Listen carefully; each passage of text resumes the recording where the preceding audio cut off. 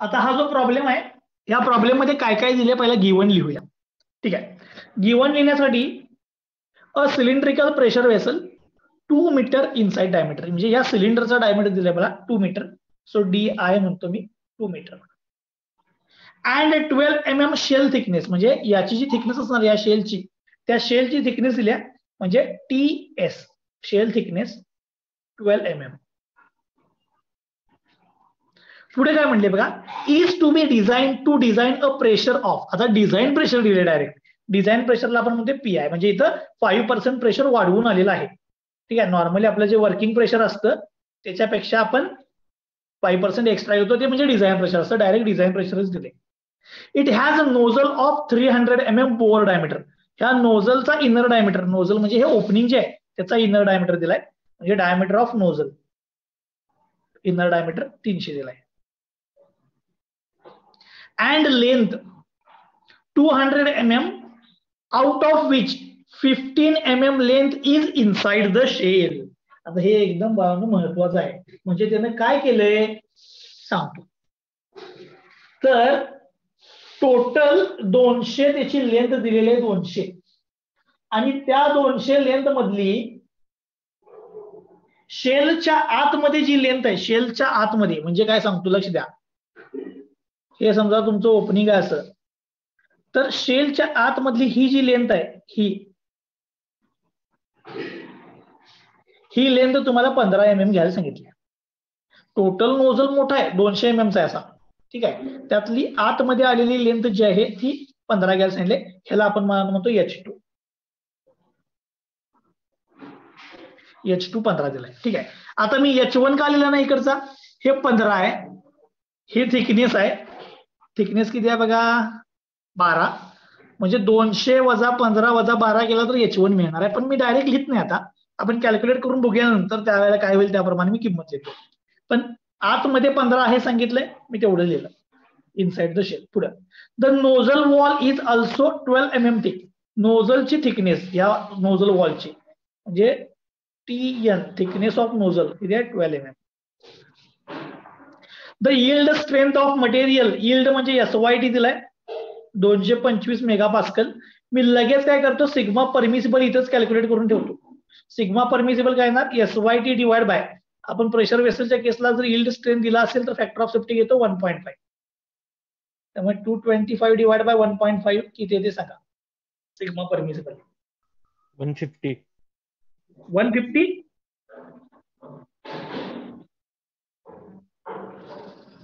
Okay, पुढे the corrosion allowance is 4, corrosion allowance दिलाय 4 mm. Weld efficiency दिलेले, weld efficiency 85%, 0.85, 85% म्हणजे 0.85. फॅक्टर ऑफ सेफ्टी तर 1.5 आपण घेतोच नाही, आणि डायमेन्शन्स ऑफ रेनफोर्सिंग पॅड आपल्याला डिटरमाइन करायला सांगितलं. आता बघा मी हा प्रॉब्लेम सॉल्व्ह करायला चालू करतो. आता हा प्रॉब्लेम सॉल्व्ह करण्यासाठी मी काल जसं म्हटलं तुम्हाला, तर डायरेक्ट एरियामध्ये जायचं नाही, हा एरिया याच्यामध्ये जायचं नाही. का, हे जे डायमेन्शन्स आहेत हे पहिला शोधून घ्यायचे. हे एकदा तुम्ही शोधून घेतले तर मग एरिया कॅल्क्युलेशनच्या वेळेला तुम्हाला नवीन काय शोधत बसायला लागत नाही. ठीक आहे, त्यामुळे मी पहिल्यांदा हे 3 डायमीटर आणि ह्या 3 थिकनेस, या इथल्या 2-3 थिकनेस एवढं पहिलं डिटरमाइन करून घेतो. सगळ्यात पहिल्यांदा DN, नोझलचा इनर डायमीटर दिलाय. माझा DNC काढूया. DNC म्हणजे करोडेड कंडिशनचा नोझलचा डायमीटर. कसं काढणार, DN या बाजूचा एक करोजन, या बाजूचा एक करोजन, म्हणजे DN मध्ये 2 टाइम्स करोजन ऍड केलं तर तुम्हाला काय मिळतं DNC. DNC म्हणजे काय असते बाळांनो, diameter of nozzle in corroded condition. DNC is equal to inner diameter plus 2 times corrosion. नोझलचा इनर डायमीटर दिलाय 300 आणि करोजन दिले बघा आपल्याला, करोजन अलाउन्स 4, 308. हे भरपूर वेळेला लागणार आहे तुम्हाला DNC, ही सारखी किंमत लागते DNC ची. ओके, हा झाला मी याला 1 म्हणतो, डायमीटर ऑफ नोझल. आता नोझलचा करोडेड कंडिशनचा डायमीटर मिळाला, इथे DN माहित आहे, DNC माहित आहे, हे 2 टाइम्स DNC आहे, म्हणजे DNC माहित आहे म्हणजे हे पण माहित. ओके, हे सगळा प्रश्न संपला. TN तुम्हाला थिकनेस ऑफ नोझल दिलंय, हे तुम्हाला दिलेलं आहे. राहिला काय, रिक्वायर्ड थिकनेस ऑफ नोझल. आता रिक्वायर्ड थिकनेस ऑफ नोझल म्हणजे काय, हे टीएन मटेरियल ऍड केल्यानंतरच आहे. पण जर ओपनिंग नसतं तर टीआरएन किती असता तर ते शोधूया आपण. Required thickness of nozzle.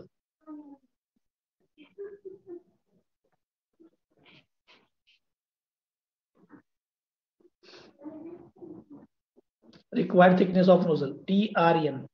काय थिकनेसचा फॉर्म्युला आपण जसं सिलेंडरचा फॉर्म्युला डिटरमाइन करतो, हे सिलेंडरच आहे. ठीक आहे, त्याचा फॉर्म्युला वापरा डायरेक्ट. काय येणार? PI DI divide by 2 sigma permissible into efficiency minus PI.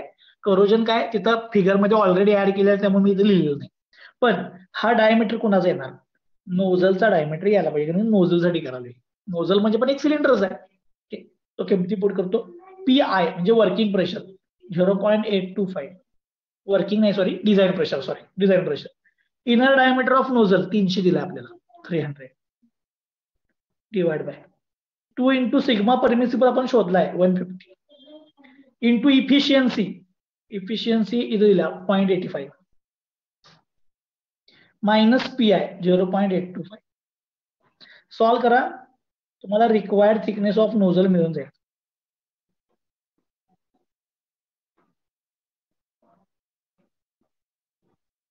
Required thickness of nozzle.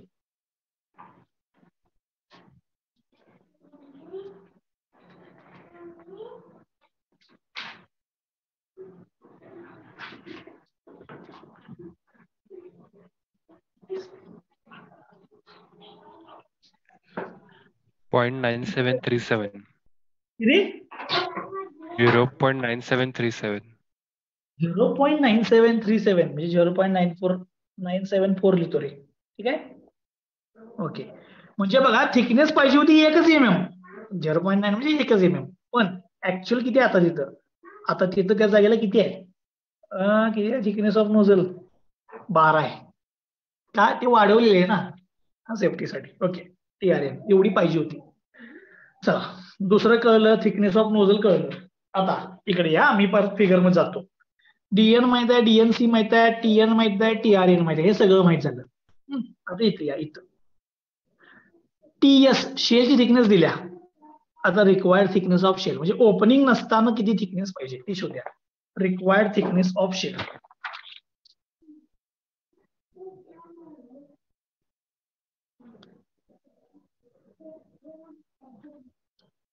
Required thickness of shell सांगा. रिक्वायर्ड थिकनेस ऑफ शेलचा फॉर्म्युला PI DI सेम मागासारखाच, 2 sigma permissible into efficiency minus PI. आता हे फक्त इथे DI काय आला, कारण हे शेल म्हणजे सिलेंडरचा आहे, तुम्ही सिलेंडरचा डायमीटर घेतलाय. PI 0.825 into inner diameter of shell. शेलचा इनर डायमीटर 2 मीटर आहे, MM मध्ये घेतो 2000, कारण बाकी सगळे MM मध्ये घेतले मी. 2 इंटू सिग्मा परमिशिबल 150 आलाय, इफिशियन्सी 85% आहे, मायनस 0.825. सॉल्व करा, तुम्हाला रिक्वायर्ड थिकनेस ऑफ शेल मिळून जाईल 6.5. 6.5 म्हणजे एवढी रिक्वायर्ड थिकनेस आहे शेलची. ओके, आता जरा मी परत फिगर मध्ये जातो. बघा, DN DNC मिळाला, TRN मिळाला, TRS मिळाला, TS माहिती आहे, सगळं माहिती आहे. आता हे काय पॅडचं नंतर सगळ्यात शेवटची गोष्ट आहे, त्यामुळे पॅडचा विचार करू नका. आता राहिलं H1 आणि H1 आणि H2 दोन किमती शोधायच्या, मग डायरेक्ट एरियाच्या कॅल्क्युलेशनला जायचं. ठीक आहे, आता लिहितो. Length of nozzle outside the cylinder म्हणजे सिलेंडरच्या बाहेरची म्हणजे H1. आता H1 ची किंमत चा फॉर्म्युला काय? Root DNC in bracket TN minus C. DNC मगाशी शोधलाय 308. TN थिकनेस ऑफ नोझल 12 आहे, मायनस करोजन 4 दिले. हे किंवा ऍक्च्युअल ह्यांच्यातला स्मॉलर घ्यायचा असतो.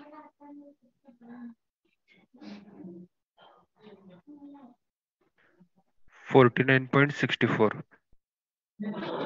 49.64 आता जरा लक्ष द्या, ऍक्च्युअल किती आहे दाखवतो ऍक्च्युअल. हा, त्यानं मला काय सांगितलं की नोझलची टोटल लेंथ 200 आहे म्हणून. प्रॉब्लेम मध्ये बघा, bore diameter is 300 and 200 mm long. हा, त्याची लेंथ दिल्या. मग त्यातलं 15 mm आत आहे म्हणून सांगितले. ही थिकनेस काय तर एक 12 आहे. 12 शेलची थिकनेस किती आहे बघा, 12 आहे. 12 हे 15 आहे. म्हणजे हे किती असायला पाहिजे रे ऍक्च्युअल?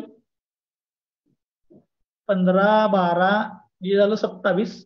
27 म्हणजे हे 173, म्हणजे 173 असायला पाहिजे होतं. ठीक आहे, म्हणजे ऍक्च्युअल मध्ये H1 173 आहे जागेवर. पण आपण कॅल्क्युलेशनला या दोन्हीपैकी स्मॉलर घेतो, दोन्हीपैकी स्मॉलर. त्यामुळे स्मॉलर किती आपला 49.64. Therefore H1 is equal to 49.60. Okay, जो स्मॉलर आहे तो घेतला. आता H1 झाला, असाच H2 कॅल्क्युलेट करूया. Length of nozzle inside the cylinder, आतमधला घ्यायचा. H2 फॉर्म्युला तोच येतो, DNC TN मायनस, इथं फक्त 2C येतो. 2C का, कारण खालच्या बाजूला दोन्ही बाजूला करोजन आहे सिलेंडरच्या आत. DNC शोधलाय आपण 308. नोझलची थिकनेस 12 दिले, करोजन 2 इंटू 4 झाले. सॉल्व करा H2 और ऍक्च्युअल ह्यांच्यातला स्मॉलर 35.1. 35.1. कॅल्क्युलेशन वरून 35 आला, पण ऍक्च्युअल मध्ये 15 दिलाय त्यानं. बरोबर आहे काय? सांगितलेलं आपल्याला बघा, इनसाइड द वॉल 15 घ्या म्हणून. ऍक्च्युअलची किंमत 15 आहे. ह्यातला स्मॉलर घ्यायचा. त्यातला स्मॉलर किती आहे? 15. Therefore H2 is equal to 15 आहे. म्हणजे लिहिले दोघांच्यातला स्मॉलर, ह्या दोघांच्यातला स्मॉलर. मला H1 H2 वगैरे सगळ्या किमती मिळाल्या. आता इकडे जाऊ, सगळ्या किमती मिळाल्या. इकडचं सगळं डायमेन्शन मिळाले, हे मिळाले, H1 H2 मिळालं. आता मी डायरेक्ट एरिया कॅल्क्युलेशन मध्ये जाणार. कुठं? Area calculation. आता एरिया कॅल्क्युलेशन महत्वाचं आहे. पहिल्यांदा हा काढायचा, लॉस झालेला एरिया. एरिया लॉस्ट बघा काय येणार बघा, करोडेड कंडिशनचा घ्यायचा इथून इथपर्यंत. DNC इंटू ही थिकनेस जे TRS. ओरिजिनली हे काय ऍड केलेलं नसणार आहे, ओरिजिनली फक्त एवढीच थिकनेस असणार, ऍड केल्यानंतर वाढली. त्यामुळे TRS इंटू DNC. आता इथे लिहितो, area lost due to opening किती येणार बघा, एरिया लॉस्ट डायमीटर आहे DNC इंटू थिकनेस आहे TRS. DNC शोधलाय आपण, DNC किती आहे 308 इंटू TRS म्हणजे रिक्वायर्ड थिकनेस ऑफ शेल 6.5. एवढा एरिया तुमचा लॉस झाला, त्याला ए म्हणतो डायरेक्ट. एवढा एरिया लॉस झाला, DNC इंटू TRS. 2002. 2002 एवढा एरिया लॉस झाला.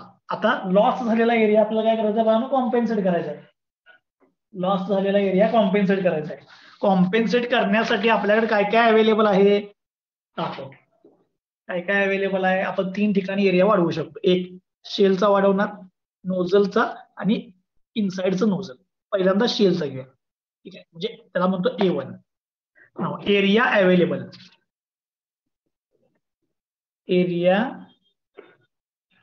Available for compensation A1. पहिला शेलचा एरिया घेतो, दाखवतो तुम्हाला. शेल म्हणजे सिलेंडर, सिलेंडरचा एरिया. हे बघा, हा एरिया कसा फाइंड आउट करायचा सांगतो. हा आउटर डायमीटर आहे 2 DNC, याचा इनर डायमीटर आहे DNC. आउटर मधनं इनर डायमीटर मायनस केला की ही लेंथ आणि ही लेंथ मिळते, मला लेंथ मिळते, ही आणि ही दोन्ही एकदम मिळतात. त्याला ह्या थिकनेस न मल्टिप्लाय करा.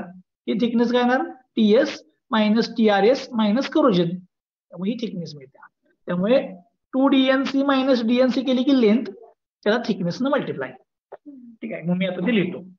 पहिला लेंथ लिहितो, 2 DNC मायनस DNC म्हणजे लेंथ मिळाली, इंटू आता थिकनेस पाहिजे. शेलच्या थिकनेस मधून required thickness of shell minus corrosion minus करायचं म्हणजे राहिलेली थिकनेस. सगळ्या व्हॅल्यू पुट करतो. 2 × सर 308 सांगतो 308 इंटू शेलची थिकनेस मी एक फक्त व्हॅल्यू लिहितो पर सांगतो. शेलची थिकनेस आहे 12 minus required thickness of shell आता शोधली होती आपण 6.5 आणि करोजन आपल्याला दिलंय करोजन अलाउन्स 4. परत एकदा सांगतो हे तुमच्या समोर असू दे. इथं बघा बसत नाही. ठीक आहे इथं बघा हा फॉर्म्युला दाखवतो. मला पाहिजे होती इथून इथपर्यंतची आणि इथून इथपर्यंतची लेंथ. कशी काढली मी? हे आउटरची लेंथ आहे 2 DNC, इनरची लेंथ आहे DNC. म्हणजे 2 DNC मधून DNC मायनस केला म्हणजे ही लेंथ आणि ही लेंथ मिळाली इकडची आणि इकडची मिळाली. 2 DNC मायनस DNC लेंथ मिळाली. आता मला ही थिकनेसनं मल्टिप्लाय करायचं होतं. या थिकनेसनं थिकनेस कशी काढली? TS टोटल थिकनेस आहे त्यातनं TRS ही एवढी मायनस केली म्हणजे हे एवढं राहिलं आणि इथे करोजन पण आहे. So TS minus TRS minus corrosion, TS minus TRS minus corrosion allowance मला एरिया मिळाला.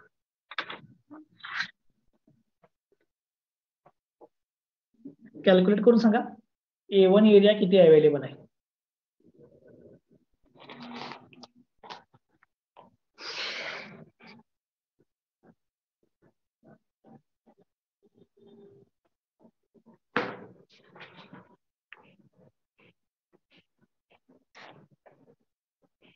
$465.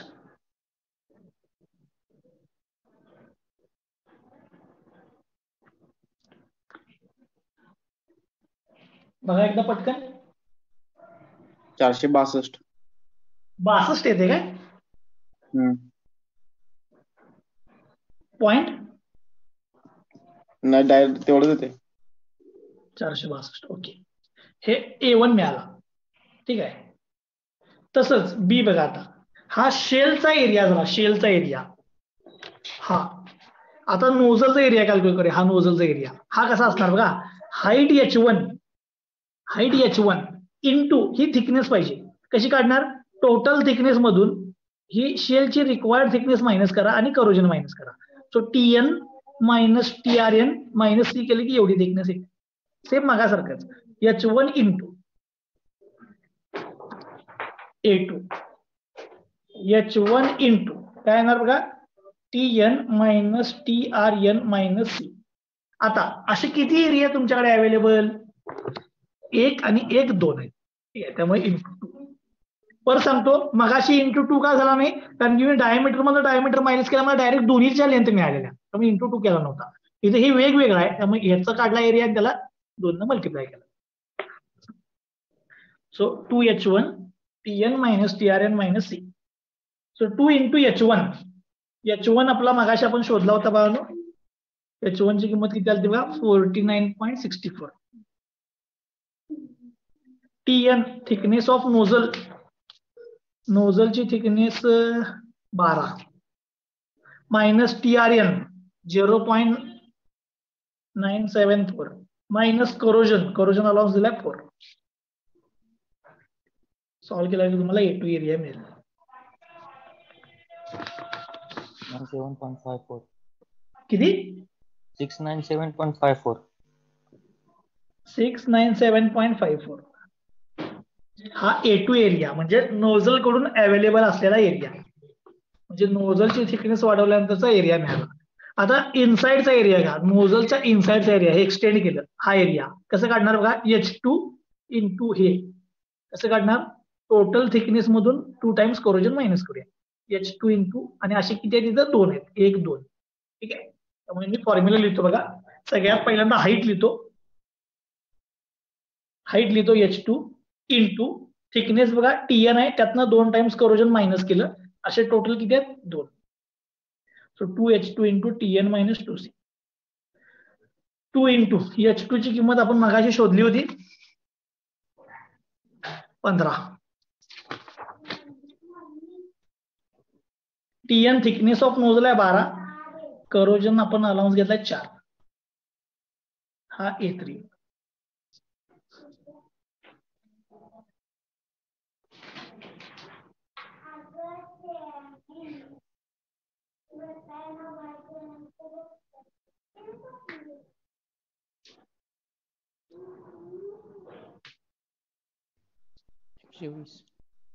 किती? 120. 120. आता माझ्याकडे तिन्ही एरिया अवेलेबल आहेत, मी दाखवतोय एकदा. हे बघा, हा पहिला एरिया, हा दुसरा एरिया, हा तिसरा एरिया. आता या तिघांची बेरीज करूया, म्हणजे तुम्हाला टोटल अवेलेबल एरिया मिळेल.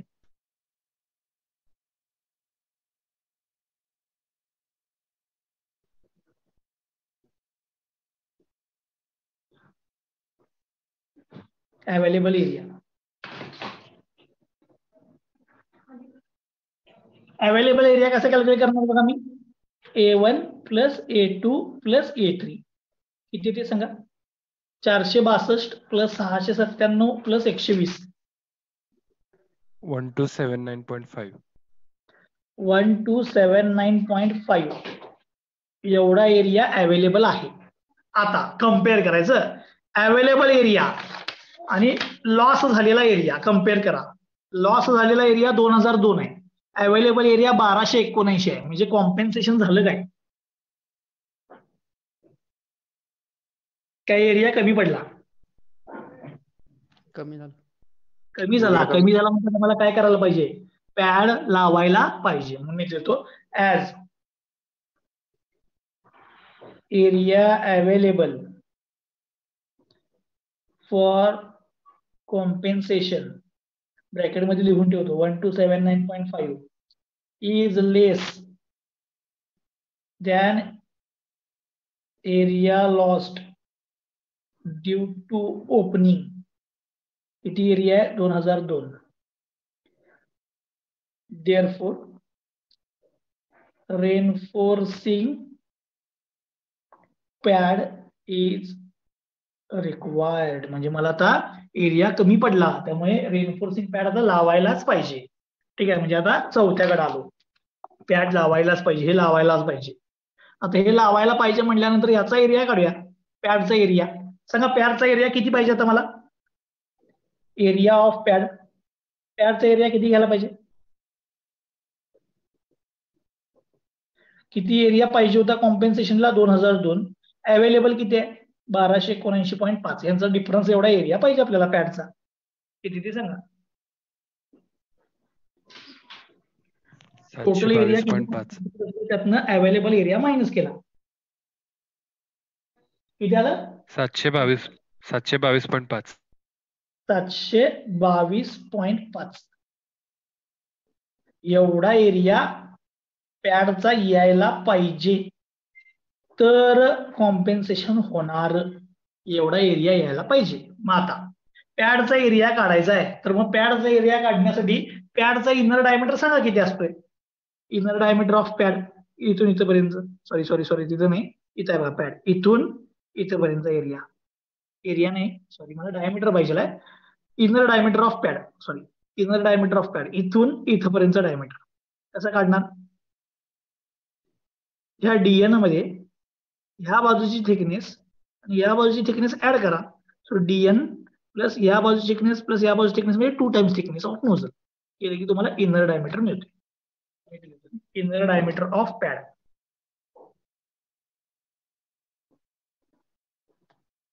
पॅडचा इनर डायमीटर कसं काढणार? नोझलचा diameter plus 2 times thickness of nozzle. नोझलची थिकनेस ऍड करायची. DN diameter of nozzle, nozzle 300 आहे, plus 2 times thickness of nozzle, thickness of nozzle 12. एवढा इनर डायमीटर ऑफ पॅड असणार.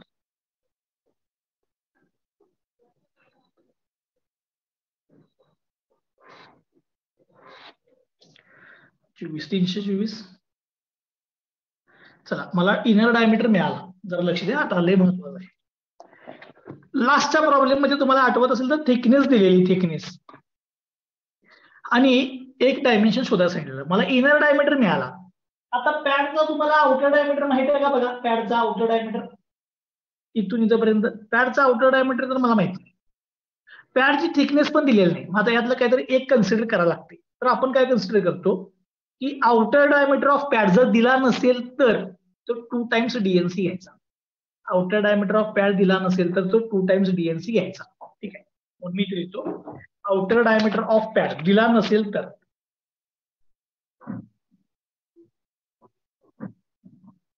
2 टाइम्स डीएनसी. पुढे फक्त लिहितो कन्सिडर. दिलं नसेल तर करायचं. सो 2 इंटू डीएनसी ऑलरेडी पहिल्या स्टेपला शोधला 308.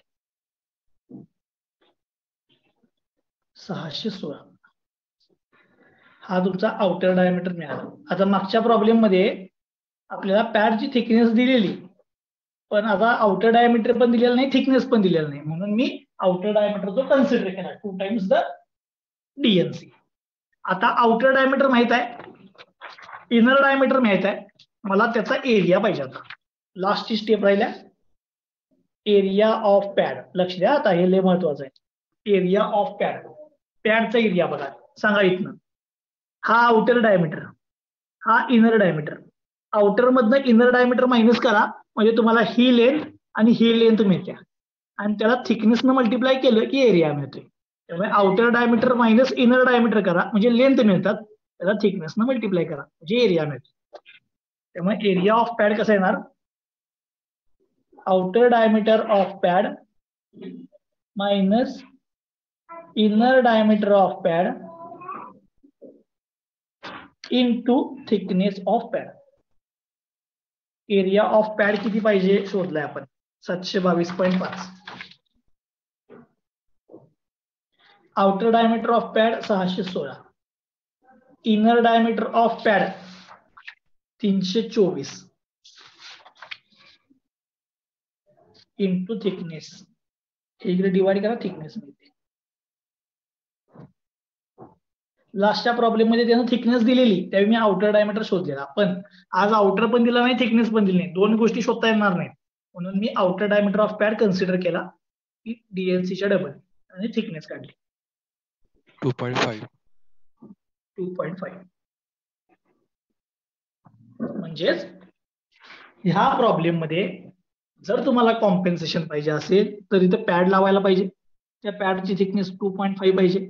त्याचा इनर डायमीटर मी आता जो शोधला तो आउटर डायमीटर 2 टाइम्स डीएनसी घ्यायचा, आणि हा प्रॉब्लेम संपला. ठीक आहे, तसं सोडवायला लई सोपं आहे, पण जरा लेंदी आहे. पहिल्यांदाच काय करायचे, सगळे डायमेन्शन शोधून घ्यायचे. तो पाहिलं डायमेन्शन शोधून घ्यायचे सगळे, आणि मग लॉस्ट एरिया काढायचा, कॉम्पेन्सेशनची एरिया काढायची. आता हे सगळं जर लिहायचं असेल, हे पाठ करता येत नाही. हे याच्यासाठी काय माहिती असेल पाहिजे तुम्हाला, हे सगळं करण्यासाठी, तर ही फिगर काय पाठ करायला लागत नाही, आणि या फिगर मधून बघून तुम्हाला एरिया पटपट लिहिता येतं. ठीक आहे, आता जर तुम्हाला काही आपला डाऊट असेल तर मग विचारा.